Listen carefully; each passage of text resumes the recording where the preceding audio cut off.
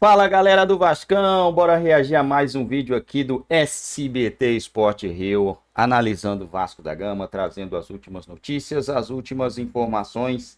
Período de data FIFA, não teremos jogos. O Vasco está numa posição que não esperava no início do ano, mas também que não tá legal, né? Pelo futebol que apresentou ali no meio da temporada, agora deu uma caída muito gigante do Vasco. Ainda há chance de uma vaga na pré-Libertadores, se o Botafogo for campeão da Libertadores e o Cruzeiro campeão da Sul-Americana, a gente vai ter ali 9 vagas, né? 7, 6, 7, 8, 9 vagas para Libertadores. E o Vasco tem totais condições de disputar uma Copa Libertadores no ano que vem. Ai, o Vasco também. Ih, perdeu o brilho. O Vasco. Rapidinho. Aí, perdeu o brilho rapidinho, viu? Ficou fazendo... Só faltou uma palavra. Uma palavra. Tem notícia Vasco, boa, bicho. vocês estão de graça aí, tem notícia boa pra dar. Então, olha aqui, ó, o Vasco se reapresentou também, vai ter uma semana livre de treino. Aí vai encontrar o Internacional. Na volta, tem uma notícia boa? Boa, Então várias vai. ruins. Eita. Em meio a uma chuva, atrapalhou a reapresentação com um treino pesado no Vasco. O técnico Rafael Paiva fará trabalho intensivo na semana, de olho na partida contra o Internacional na quinta da semana que vem, em São Januário. A única ausência foi de Puma Rodrigues, que está com a seleção do Uruguai.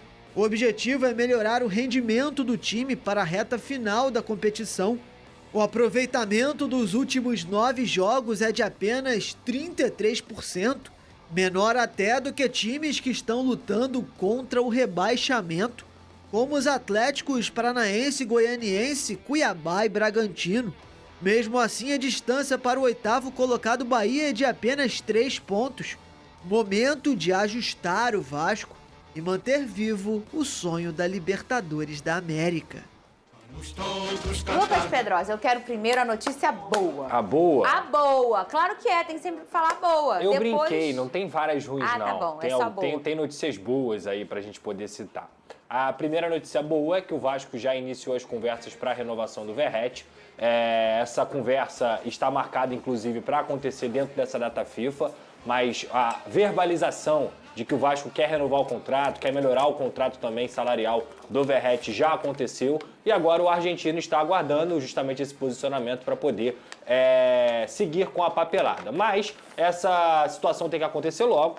O Verratti quer muito continuar no Vasco da Gama, ele se sente muito identificado com o Cruz Maltino. Ao mesmo tempo, ele quer que sua situação esteja resolvida até o momento que ele sair de férias, porque ele quer estar tranquilo da cabeça. O próprio empresário dele também esteve aqui 2 meses no Rio de Janeiro e também teve essas conversas com a própria diretoria do Vasco da Gama. Então é isso, o Verratti tem recebido sondagens, tem recebido ofertas, inclusive não só do futebol árabe, mas também sondagens do futebol brasileiro. Ele quer continuar no Vasco da Gama, mas ele também quer que o Vasco tenha um projeto esportivo, não só ele, mas também os grandes jogadores, Léo Jardim, o próprio João Vitor, Lucas Piton, todos os grandes jogadores querem que o Vasco tenha uma perspectiva para 2025, porque esse momento do clube, o Vasco perdendo, tomando pancada, fora de casa o tempo inteiro, tem incomodado os jogadores internamente. Então a boa notícia é essa, que o Verratti quer ficar no Vasco, que o Vasco também já sinalizou que é a renovação contratual do Verratti e falta colocar no papel, mas isso também tem que vir com um projeto esportivo para 2025. Imagina se ele não quisesse vender. Pois é. Tem Pois ele quem quer. queira. Vem. Eu gosto de falar que eu gosto de ver a cara de ciúme dele. Olha lá. Não é? Não, eu acho o seguinte, eu falei até com o Pedrosa ontem, não custa nada tentar. O não você já tem, entendeu? Flamengo. Tem mesmo. O não você já Porque tem. ele não veste a camisa do Flamengo. É igual você tentar aquela mulher linda, maravilhosa. O não eu já tenho, pô. Não tem. Vai, Pedrosa. A outra Ah lá, boa desestabiliza notícia... ele. A outra boa- Não tem. Calma, cara. Relaxa, pô. Tem muita gente que me pergunta sobre o grego, né? O Evangelos Marinakis, que é um grego, dono do Olympiacos, dono do Nottingham Forest. Ele sinalizou interesse para comprar o Vasco da Gama pediu até alguns documentos em relação a contratos dos jogadores do elenco, como é que está a estrutura do CT e também como é que estão as contas do Vasco da Gama. Lembrando que esse grego, repito aqui, ele é dono do Olympiacos e também do Nottingham Forest, que tem feito uma boa campanha na Premier League, e ele contratou o Edu Gaspar, que foi coordenador da seleção brasileira na época do Tite, um cara que estava no Arsenal, e esse Edu Gaspar, conhecidíssimo aqui no futebol brasileiro, vai ser o responsável pelo investimento, pela entrada desse grego, que é um empresário do ramo marítimo aí mundial, no futebol brasileiro. E o Vasco é um dos clubes que ele tem interesse. Pedrosa, tem algo concreto já? Não, ele tem interesse, a sondagem aconteceu, ele está estudando o Vasco da Gama, mas existem outras opções na mesa também, e o próprio Vasco também conversa com outros interessados. O Pedrinho deve falar um pouquinho mais na entrevista coletiva de hoje, logo mais às 15 horas, que vai passar na Vasco TV, e a gente estará lá. Que é hoje, essa entrevista é hoje. Exato. E para quem acha que o John surgiu do nada, o John surgiu do nada mesmo. Eu vou, inclusive, no quadro Jogando em Casa, lá que eu tenho na Botafogo TV, vou entrevistei já, a gente já vai em breve subir, o presidente do Botafogo, né, que tem um presidente, é o do Césio Melo.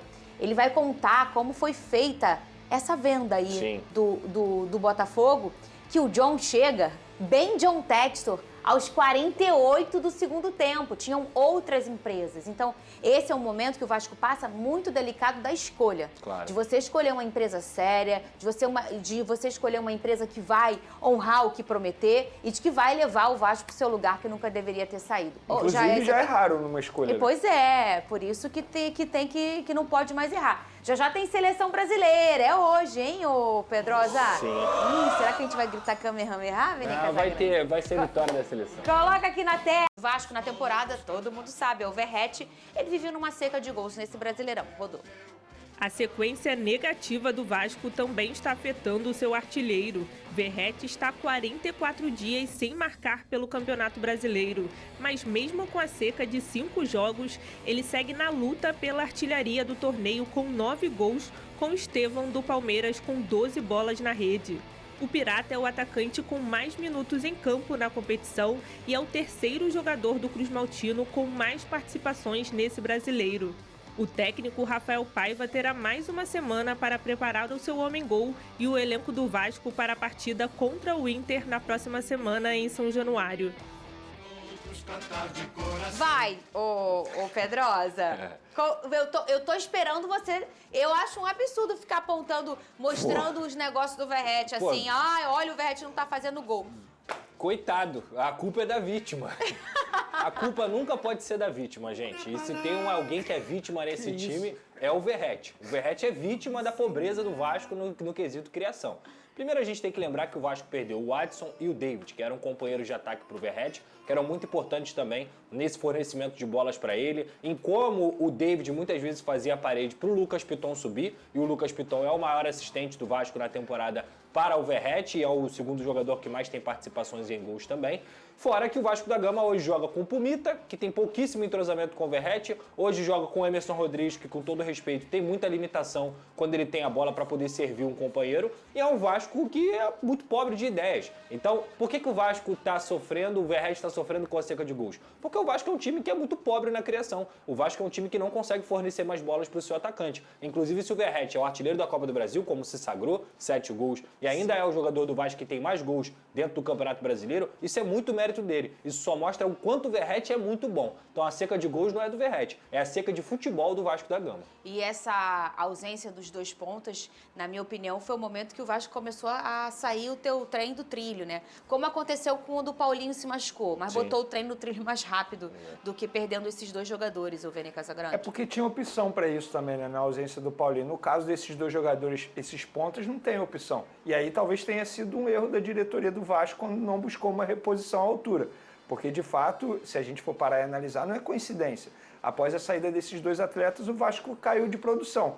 E aí eu concordo com o Pedrosa, a culpa não é do Verratti. Muito pelo contrário, o Verratti, quando ele estava fazendo muitos gols, ele estava sendo municiado a todo momento. Inclusive com o Lucas Piton, que estava vivendo uma grande fase. O próprio Piton caiu um pouco de produção e o Verratti, consequentemente, parou de ter mais oportunidade. E se a gente for parar e analisar, não é porque ele não busca, ele busca a todo momento. Sim. Ele a todo momento busca durante o jogo, só que não tem jeito. Um centroavante como ele, a bola precisa chegar. E a bola não está chegando. Tanto é que o Vasco está tendo resultados muitos negativos aí, depois, em 12 jogos, apenas 2 vitórias. Isso chama muita atenção de maneira negativa. E só para embasar o que você falou também, Vene, existiam jogos que o Vasco não jogava nada e o Verratti fazia gol. Eu vou citar 2 aqui para as pessoas lembrarem. Atlético Goianiense, primeiro jogo da Copa do Brasil, oitavas de final. O Vasco fez um jogo terrível. O Lucas Piton acertou um cruzamento na cabeça do Verratti.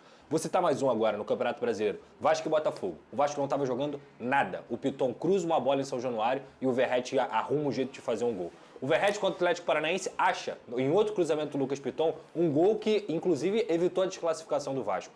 O pênalti que o Vasco conseguiu arrumar no primeiro tempo contra o Atlético Mineiro foi pênalti batido pelo Verratti.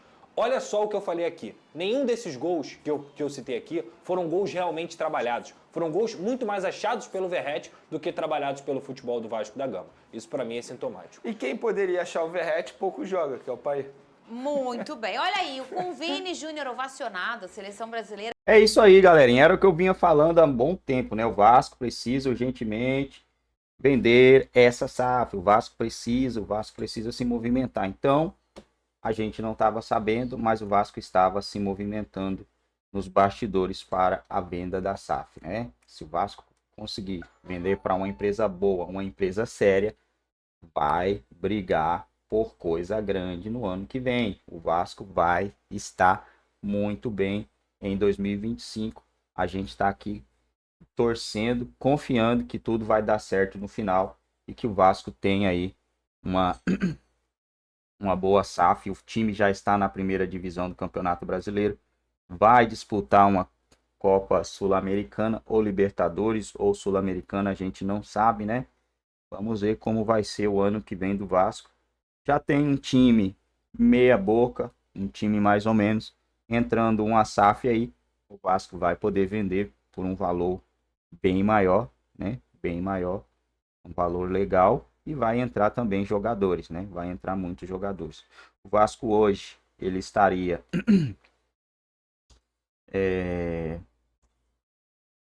quer dizer, se o Cruzeiro ganhar, né? Se o Cruzeiro ganhar a Copa do Brasil, a Copa Sul-Americana e o Botafogo ganhar a Libertadores, o Vasco hoje estaria na Conmebol Libertadores do ano que vem, né? Próximo jogo do Vasco, vamos dar uma olhada aqui. 2 derrotas consecutivas. O Vasco tem um jogo agora contra o Internacional, jogo em casa, um dos melhores times do Campeonato Brasileiro nesse momento é o Internacional, se não for o melhor, né? Não, o melhor é o Botafogo. E depois enfrenta o Corinthians, que está numa crescente gigantesca, fora de casa. E aí o Vasco tem 3 jogos que, na minha opinião, são jogos vencíveis. Atlético Goianiense, Atlético Mineiro e Cuiabá. O Vasco precisa fazer aqui 3, 6, 9, entre 10 e 12 pontos nesses 5 jogos restantes aqui.